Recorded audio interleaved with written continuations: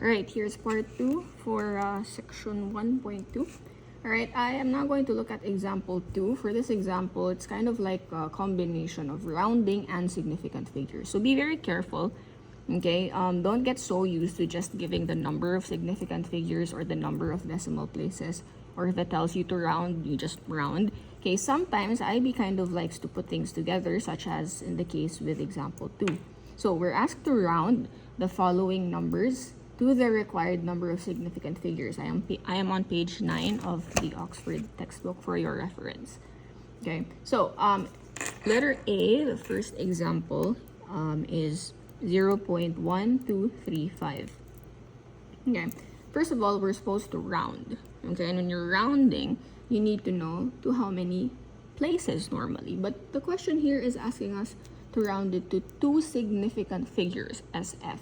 Okay, well, going back to what we talked about in the previous video, I don't count 0 yet. It's not significant because I'm starting off with a 0. I only start counting with 1. Okay, so here this is my first significant, my second significant, and there I already have two significant values. So here I can stop. Okay, I don't have to round up at all because this is 3, it's less than 5.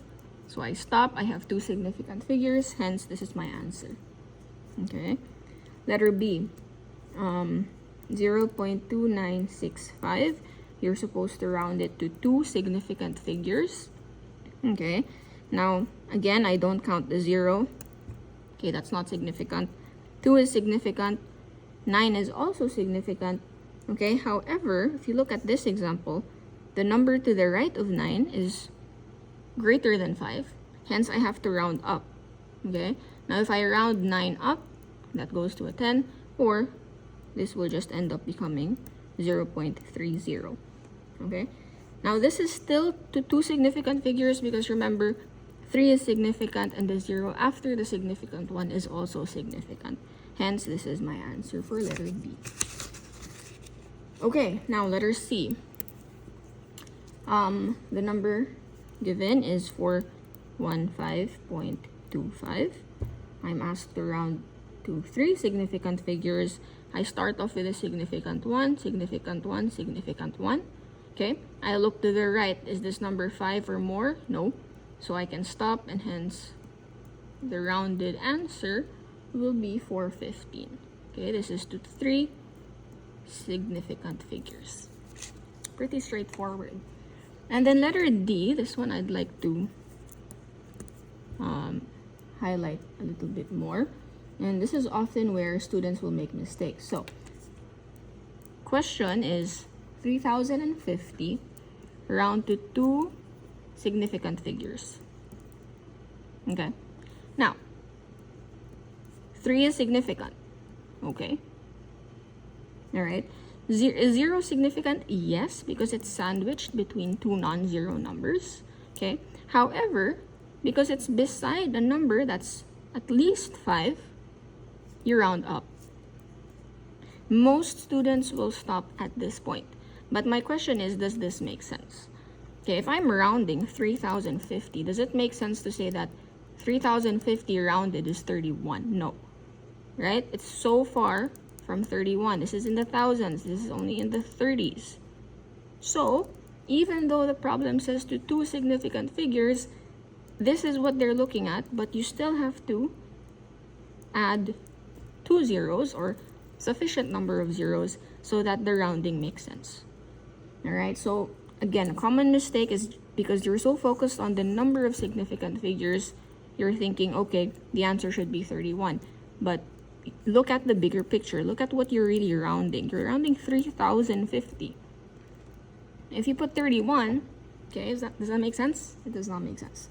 Okay, so you have to still write the zeros, okay?